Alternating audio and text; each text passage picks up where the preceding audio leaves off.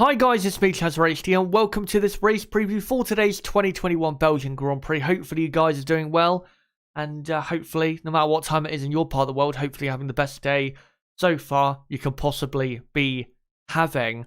And today's race is going to be just something else. It's going to be definitely, I think, one of the best races we've had at Spa in quite a while, especially considering that from what I've seen of certain pictures from the Formula 3 race that took place a few minutes ago, or ended a few minutes ago at Spa, it is still wet at Spa. I don't know if it will be wet for the entire race later. Of course, the race starts in 3 hours' time. It might be dry, might be wet. I'm going to guess it's going to be wet to a certain extent. So I think, like I said, we are in for one of the best Belgian Grand Prix we've had in a while, probably since, say, 2016 or 2014, say, in most recent history. But I'd say going back to, say, 2010 or something like that in terms of excitement, drama, and, you know, the weather playing a factor in the result at Spa.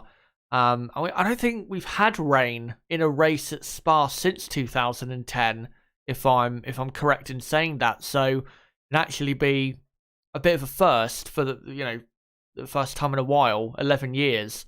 So yeah, I'm looking forward a lot to today. The grid, as you can see on the left-hand side of the screen, the grid we have for today is mental, absolutely mental. If anyone out there thought that this was going to be the grid, I would say that they should be thrown in a mental hospital and never let out again, honestly, because that grid is really insane stuff. It really, really is. And of course, we'll now get into the qualifying results, because there are a couple differences with, the starting grid and what happened in qualifying. Of course, Valtteri Bottas and Lance Stroll had 5-place grid penalties that they carry from Hungary, for causing the chaos on the first lap there. So that's why they're starting in different positions from where they're qualified in. So let's get into the qualifying results. So, of course, Max Verstappen, for the first time in his career, starts the Belgian Grand Prix at Spa on pole position. In second place, George Russell. Still cannot believe what he did. What he did in qualifying is almost impossible to explain. Just how he was able to do that. It really is. Because, getting into the top 10 was a great achievement, but to a certain extent you can understand how they were able to do that, because I think, one, Williams have put a bit more wing on their car compared to other teams, but also Russell is such a great driver, especially in the wet. But to be up there in second place, it's just, can't describe it. It's that great. It's indescribable. And I will say, if he wins the race today, and I think if it does rain, then I think he definitely can get a podium if it's a wet race. But if he wins the race, obviously depending on how he does it, but if he was to, say, get into the lead on the first lap and just walk away with the race, or just comfortably by 2 or 3 seconds hold off Verstappen and Hamilton, then I think you could make the argument that Russell, if he was to do that, would have produced then probably one of the greatest, if not the greatest, drive in Formula 1 history. Because that Williams, of course, Nicholas Latifi qualified in P12, which was pretty good for him. And Williams were pretty good in qualifying, considering, again, they had more wing on their car and all of that. And obviously their car is a bit better than it was this time last year. But considering it's a Williams, to be up in that position on pure pace, it's just, again, you can't, it almost feels like it's not real. That's the best way to describe it. It just doesn't feel real. But again, like I said, if he was to win the race today, then I think definitely you'd have to put it up there as at least one of the greatest drives in Formula 1 history, if not the greatest drive in Formula 1 history. Yeah, we'll see what he does today. Lewis Hamilton, of course, starting in third. It's vital that he doesn't lose too much ground to Verstappen at the start, because if he does, then I think Max Verstappen will be in a comfortable position to finish ahead of him and probably win the race as well. Daniel Ricciardo P4. That's Daniel's best qualifying result of the season so far, so well done to him. Sebastian Vettel qualified in 5th, and of course will start the race in 5th. I think that's Sebastian Vettel's best qualifying result of the season as well. Pretty sure it is. Pierre Gasly is in 6th place, and then 7th, Sergio Perez. Perez was very poor in Q3. Bottas 8th, also he was very poor. Ocon 9th and Norris 10th. Of course, Bottas though will start in 13th, so Ocon will start 8th. And then it'll be Norris 9th, who, by the way, has been cleared for the race. He's physically, fine. And then Charles Leclerc will start P10. Nicholas Latifi will start P11. Carlos Sainz will start in P12. And then Valtteri Bottas will start down in 13th. And then it will be Alonso 14th. Stroll qualified 15th, but because of his 5-place penalty that he carries again from Hungary, he will start last on the grid. Meaning Giovinazzi will start 15th, Tsunoda 16th, Mick Schumacher 17th, Kimi Raikkonen 18th, Nikita Mazepin 19th, and Lance Stroll, like I just said, will start at the very back of the grid. But now let's get into the teams and preview how they are going to get on. Now, first, for the World Champions Mercedes, I was definitely shocked by their lack of performance in qualifying yesterday, because normally in the wet, Mercedes do tend to be pretty strong. Of course, Lewis Hamilton tends to be pretty strong, but it wasn't just in Q3 yesterday. It was a theme really throughout the entire session, except for, say, odd moments here and there. Mercedes just lacked pace. They lacked the grip that, say, Red Bull had. If you look at the majority of the session, Red Bull looked stronger than Mercedes did, and then when it mattered most, Max Verstappen and Red Bull were better than Lewis Hamilton and Mercedes. It was just very surprising that they were just so lacking in the end, and as well throughout the entire session. I mean, I'm sure you guys would have possibly seen, if you haven't seen it already, I've done my qualifying watch along best bits. It's on the channel. I uploaded it at about midnight last night. So if you do want to watch that before the race watch along, then make sure to do so. It's on the channel page at the moment.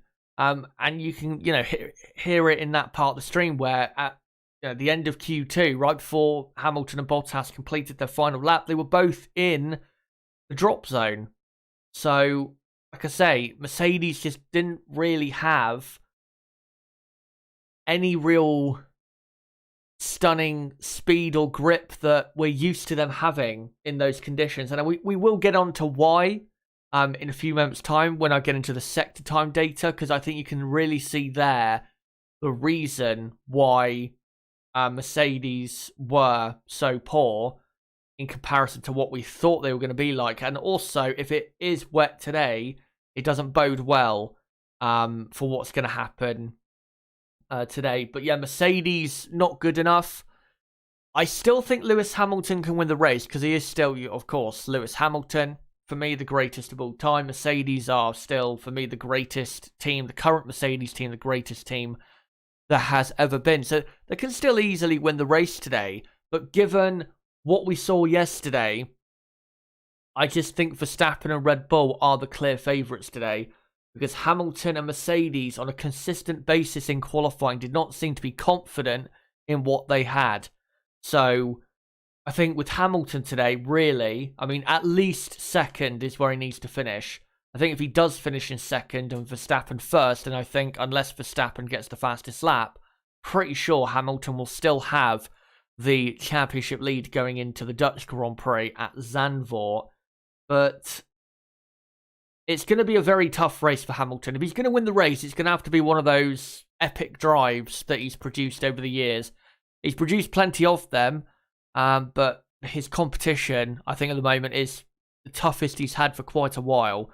So if he's going to win the race, like I said, it's going to have to be a great drive, and it's going to be a tough day at the office. Not a bad day at the office, but a tough day if he's going to get the ultimate result that he is looking for.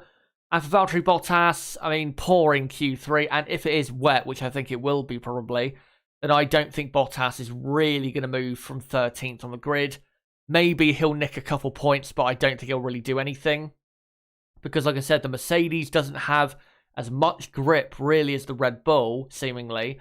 And Valtteri Bottas in the wet is just not as good as the drivers around him. You know, Leclerc, Sainz, Alonso, Norris, Ocon, Perez, vice versa. So, yeah, I think Bottas is going to struggle. We'll see if Lewis Hamilton can avoid that struggle and win the race. If he was to win the race, it'd be a big, big moment for him, because considering the shock and, you know, this very downbeat ending to qualifying that Mercedes had when it was looking so good. I think people forget. I almost forgot that at the start of Q3, after the first run, Lewis Hamilton was on pole position by a second. And then at the end, obviously Verstappen and Russell did what they did. But I think, yeah, I think Mercedes, if they're going to win, like I said, it's going to have to be one of those drives where they don't make a mistake and it's just a 10 out of 10 all around pretty much, because it's going to be very tough to beat this man, Max Verstappen, who, and I'm not a Max Verstappen fan, so don't start that, but I am happy to see that he's not let the, you know, what happened at Silverstone and the Hungaroring, I'm happy he's not let that get him down and set him back or set him in a bad type of momentum, if you know what I mean. I'm very happy that he hasn't let that get to him, because my worry coming into the second half of this season was that Verstappen would fall victim to that, very similar to how Sebastian Vettel fell victim to his mistake at Hockenheim in 2018 and then just never recovered. That was my fear coming into this second half of the season, and it still could happen. I mean, even if he wins today, he could still, you know, have a terrible race at his home race or at Monza and it all go wrong again. We'll have to see if, you know, after these, or this triple header, we'll have to see if it has affected him in any way. Hopefully not, because I think, you know, we need Verstappen and Hamilton to be going at it every race until the end of the season, and hopefully the title fight will go down to the end of the season. But I am pleased he's not let it get to him. And yeah, great lap, great pole position. And as long as he maintains the lead at the start of the race, I think Max Verstappen will win the Belgian Grand Prix, because he's driving very well. This season, he's been driving very well, of course, and I think the Red Bull car is the best car out there, considering the conditions. And even if it dries up, I think the Red Bull car is better than the Mercedes or anything else because of the extra power that the Honda Power Unit has. So yeah, Max Verstappen, I think, is a clear favourite for victory today. Sergio Perez in 7th. Like I said, poor Q3. Q1 and Q2 was actually pretty decent by Perez. So I think he does have the pace to get up there. It's just he has a poor grid position. I think if it's wet, I think he might struggle to get past Ricciardo, Vettel and Gasly quickly enough to get, say, after Hamilton or Russell. We'll have to see. If it's dry, I think Perez definitely gets up to, say, 3rd place in this Grand Prix, which would be a good result for him. And of course, the Red Bull team for the Constructors' Championship. But if it is wet, which I think it will probably be, then I think Perez will do well to get up to 5th or 4th place, honestly, because the 3 drivers ahead of him, Gasly, Vettel, Ricciardo, they're in good cars, very good drivers. I'd say probably better drivers than Sergio Perez. No disrespect to Sergio. And yeah, Sergio, I think, will have a tough time. But when it comes to Max Verstappen, of course, the team leader, then I think Red Bull are in a great position for their first victory at Spa since 2014. Which was, 7 years ago with Daniel Ricciardo. Now, let's get on to the midfield runners. First off, Daniel Ricciardo, best qualifying of the season in P4. And the thing is, if Russell can't keep up that performance he, you know, showed in qualifying, and the Williams car just falls away in terms of its pace on, you know, worn tyres and just general race pace, then in theory, Daniel Ricciardo should be in for a podium today.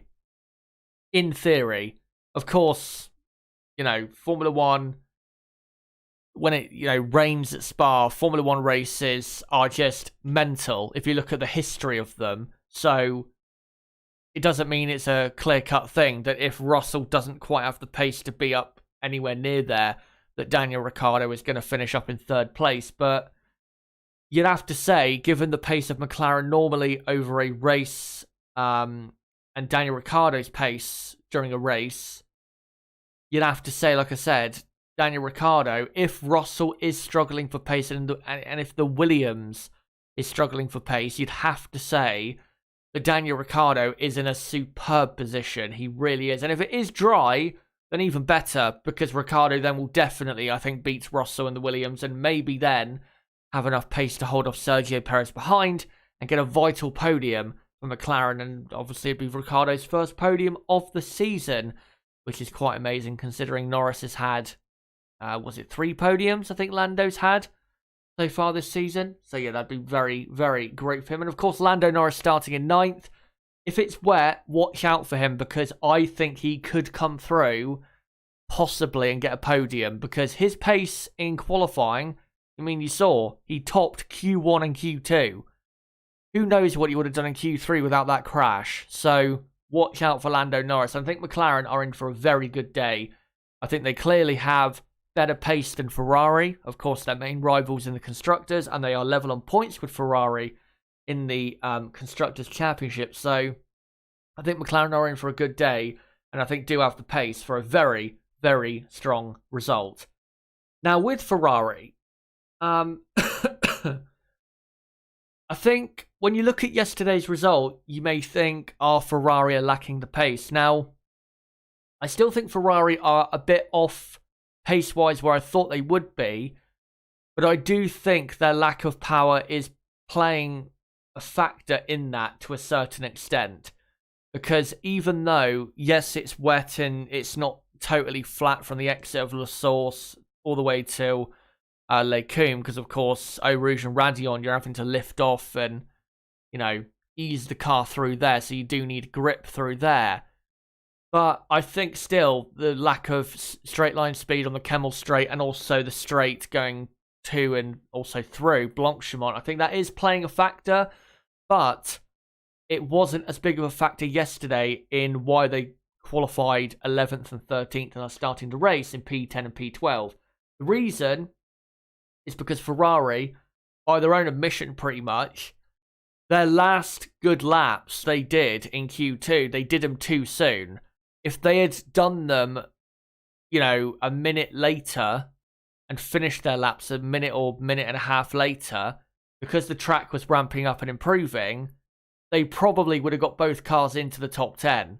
But because they did them a bit too soon, because the reason is because they thought more rain was coming, which it did, but it didn't come at the point they thought it would. It came at the start of Q3 instead of the end of Q2. So Ferrari had actually done their laps at the very end and been the last, say, 2 cars to cross the line in Q2, then Ferrari probably would have got both cars into the top 10. So they do have good pace. They should be in the top 10. It's not that they're too slow. They've got the pace to be in the top 10. It's just they got it wrong. And I do think definitely the 2 drivers they have, who are definitely both very, very good in the wet weather, I think they're both definitely going to finish in the points. I don't know where, because there's a lot of drivers ahead who I think also will probably finish in the points. So I don't know who I'm going to drop out of that. Maybe one of the top 9 retires and, say, Ocon drops out of there.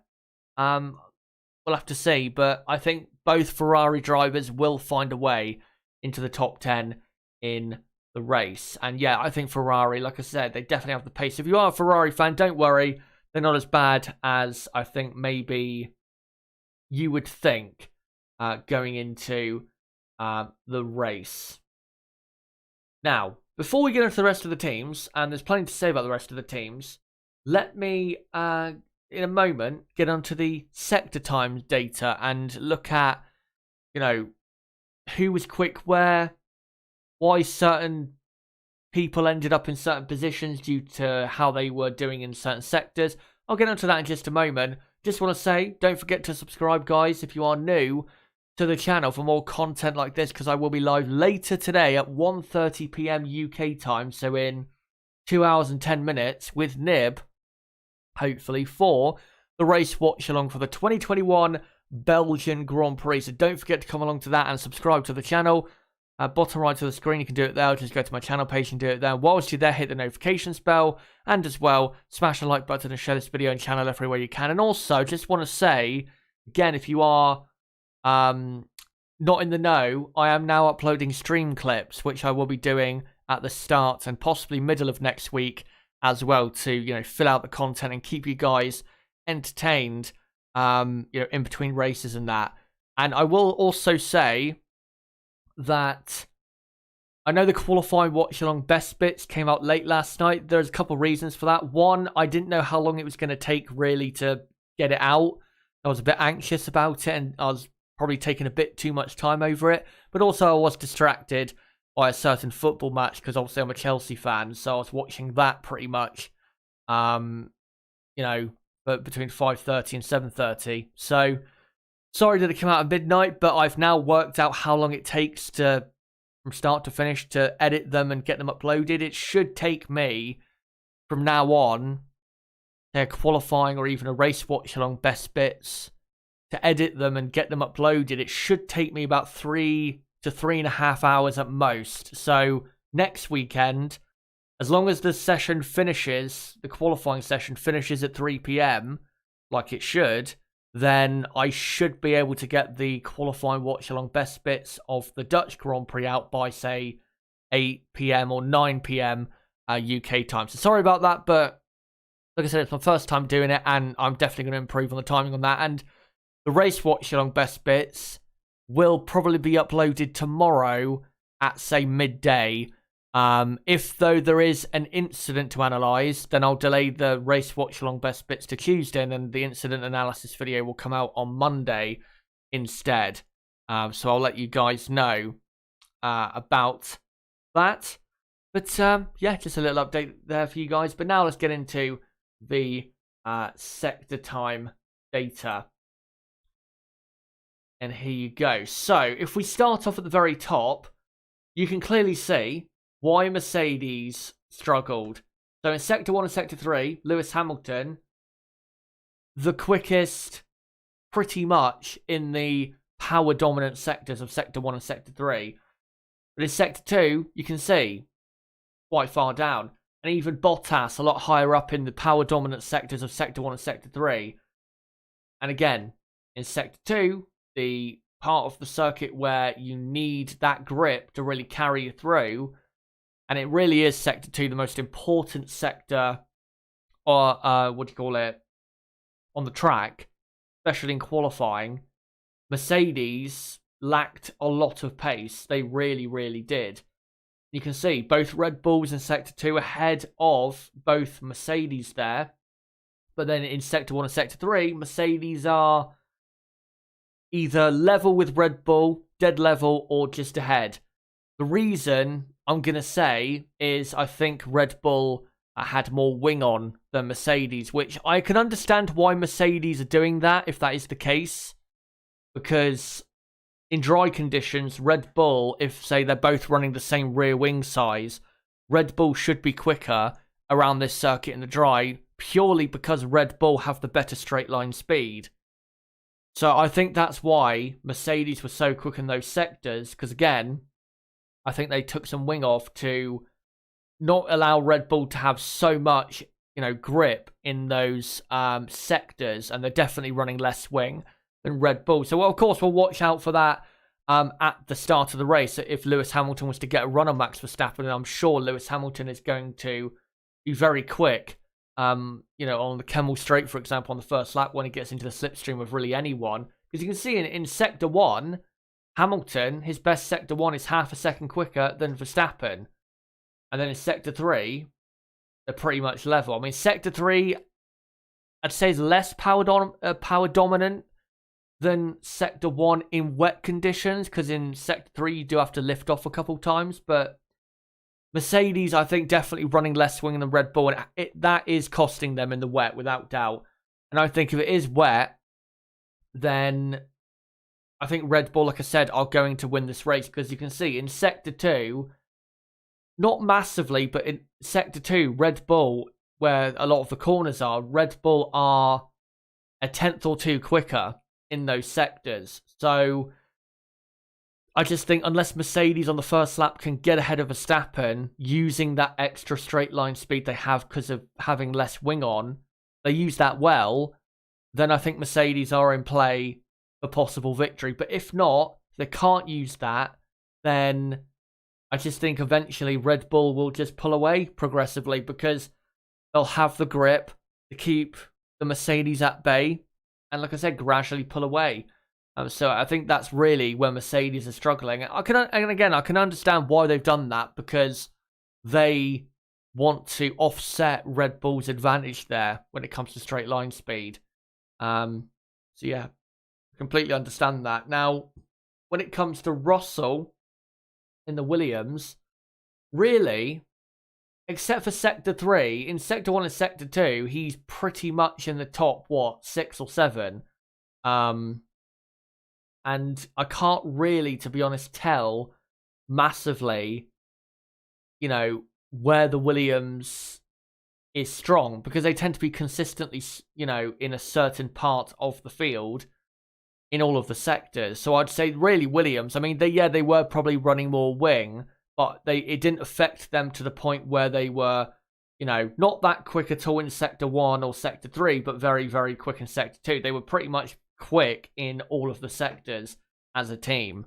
So Williams, looking consistently very good. So maybe Russell will be able to take the fight to the people around him in the race today. Now, with the other midfield runners, McLaren looking... I mean, you can see Lando Norris in Sector 2, just an incredible second sector. I'm going to guess that's because he was on better tyres at a better time there. But, an incredible Sector 2 there from Lando Norris. But you can see, I'd say overall, I think McLaren still are better in the power-dominant sectors of Sector 1 and Sector 3. It's not a massive difference, but I still think they are better in those sectors. Also, Ferrari, look at them. They're not great in Sector 1 and Sector 3 in terms of their straight line speed. It's not absolutely terrible, but it's not great. But in Sector 2, look how far down they are. They are, 14th and 15th in Sector 2?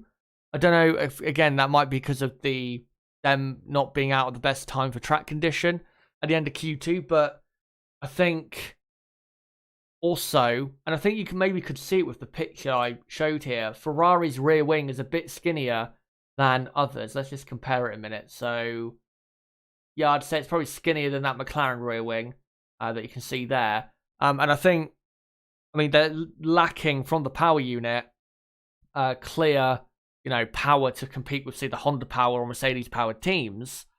So, of course, they're trying to offset that, but it's actually cost them in Sector 2, where if they ran, say, the normal downforce levels, they probably would have been really high up in Sector 2. In Sector 2, they're a second off the front runners, when you'd think, given it's wet and Sector 2 in the wet, a lot of the corners are slow, again, when it's wet. You'd think Ferrari, given how good they are in slower corners, would be very strong there. But again, I think because they're trying to make up for their lack of power with a skinnier rear wing, they've ended up worse off overall, when I think in hindsight they probably should have put the normal downforce levels on, or maybe a slight more wing than they would, say, a normal Grand Prix. So it already worked out there for Ferrari. And looking at anyone else, Gasly in Sector 1 and Sector 2, very, very good. I think Gasly will be actually pretty disappointed that he didn't do any better than 6th, honestly, because he was very quick in Sector 1 and Sector 2. in qualifying. Just sector 3, look, he was, what, 3/10 off. So, yeah, Gasly disappointing there. But, yeah, other than that, really, there's nothing else that really stands out. I mean, Alpine look decent. Aston Martin look as expected, really, in all of the sectors. I will say they are pretty good in Sector 3, 4th and 7th, I believe. Well, no, 4th and 8th they are in Sector 3, so they're pretty good in Sector 3. And not really surprised that they're good in the more power-dominant sectors. Saying that, Lance Stroll was second off almost his teammate Sebastian Vettel in Sector 1 alone yesterday. But other than, you know, Ferrari, Williams, McLaren, Mercedes, Red Bull, there's nothing else really to add when it comes to the rest there. So I think we'll go on to the rest of the teams. Talking of Aston Martin, let's go on to them now. Great result with Sebastian Vettel in P5. And I think given his experience, and not just experience in general, but his experience of racing at Spa in the wet, and he's a pretty good wet weather driver, I think Sebastian Vettel is in for a good result today. I wouldn't be surprised if he could get ahead of Ricciardo and maybe get a podium himself.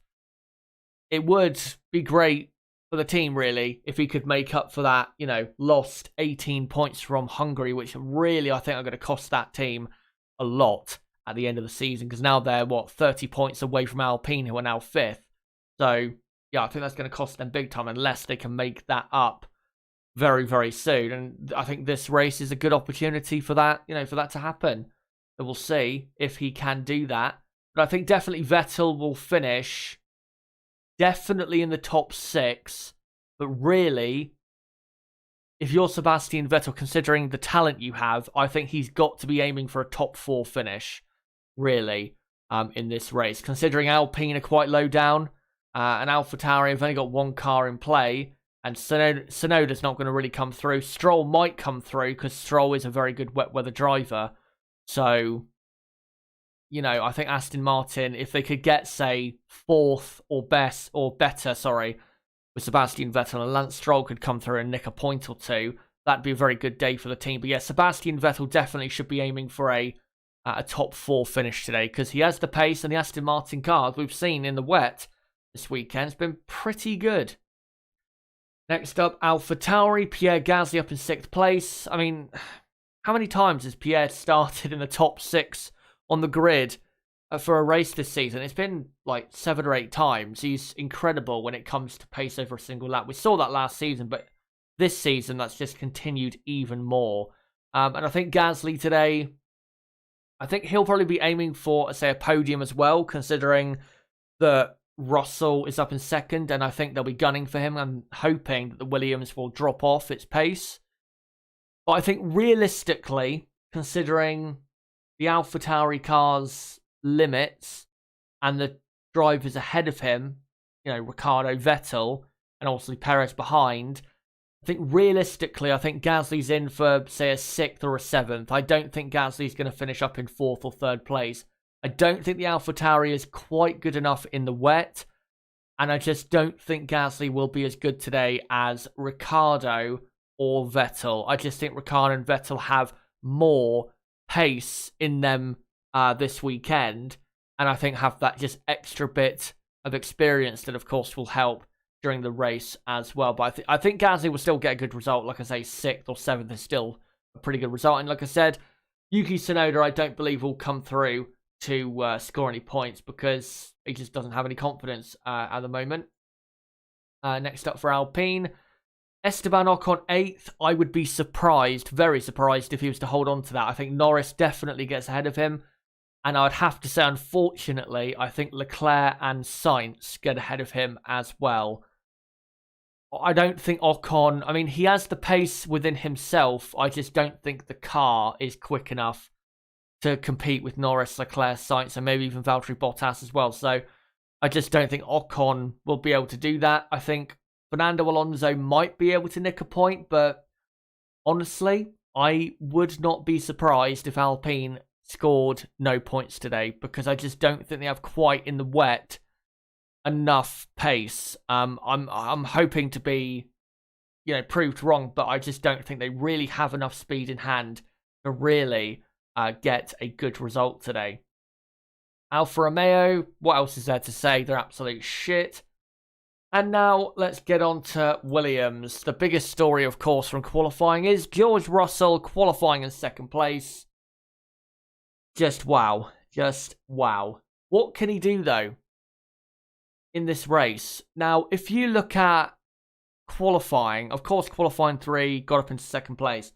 But consistently, he was up in the top, say, 7 or 8 in Q1 and Q2. So if he can maintain that today, then he should score points. He should finish in, say, around 5th, 6th, or 7th. Like I said, because he was consistently, top 7, top 8 in Q1 and Q2 and the start of Q3 as well, I believe. So I think Russell will score points today for sure.